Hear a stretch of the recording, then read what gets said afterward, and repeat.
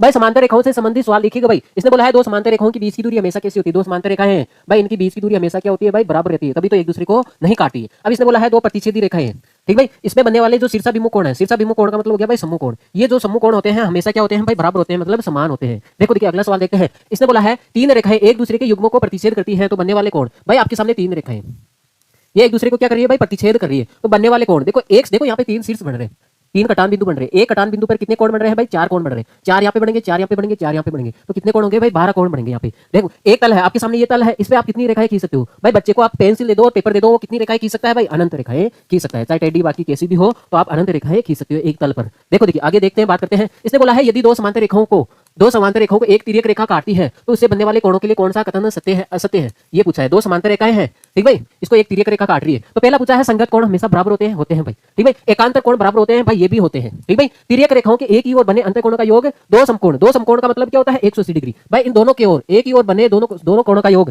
ठीक भाई। अंतःकोणों का योग क्या होता है? दो समकोण। दो समकोण का मतलब हो गया 180 डिग्री तो हो गया, तो ये 180 डिग्री तो होता है, ठीक भाई। तो इसका मतलब ये भी सही होता है। लेकिन यहाँ पे देखो तिर्यक रेखा की एक ओर बने दोनों अंतःकोणों का योग एक समकोण के बराबर होता है भाई। एक समकोण नहीं होता है, एक समकोण का मतलब होता है 90 डिग्री। यहाँ पे दोनों अंतःकोणों का योग कितना होता है भाई? आपको पता होना चाहिए। समांतर रेखा है और तिर्यक रेखा खींचते हैं तो एक ही ओर बने अंतःकोणों का योग हमेशा 180 डिग्री होता है। 180 डिग्री का मतलब हो गया दो समकोण, ठीक भाई, ये होता है। हाँ, इसलिए ऑप्शन डी क्या हो जाएगा भाई? गलत हो जाएगा। निम्न में से कौन सा कथन असत्य है? किसी बिंदु एक बिंदु से गुजरने वाली किरणों से बनी आकृति को कोण कहते हैं। देखो देखिए, हाँ इसने बोला है किसी एक बिंदु से, कोई एक बिंदु है, यहाँ से दो किरणें गुजर रही है, एक किरण तो इधर जा रही है और एक किरण इधर जा रही है, तो बनने वाले कोण आकृति को क्या कहते हैं? कोण ही तो कहते हैं भाई। सही बात है। किन्हीं तीन रेखाखंडों से घिरी हुई बंद आकृति को त्रिभुज कहते हैं। घिरी हुई बंद आकृति को क्या कहते हैं? त्रिभुज कहते हैं भाई, ये भी बात सही है। किन्हीं तीन रेखाखंडों से घिरी आकृति को त्रिभुज कहते हैं भाई। ये तीन रेखाखंड खींच दे, क्या इसको त्रिभुज कहेंगे? क्या नहीं कह सकते भाई। वो त्रिभुज तब कहलाएगा जब वो बंद आकृति हो, ठीक भाई। इसलिए भाई ये तो सही है, लेकिन ये गलत हो जाएगा। और ये आपका चौथा भी क्या है? सही है, ठीक है भाई, ओके।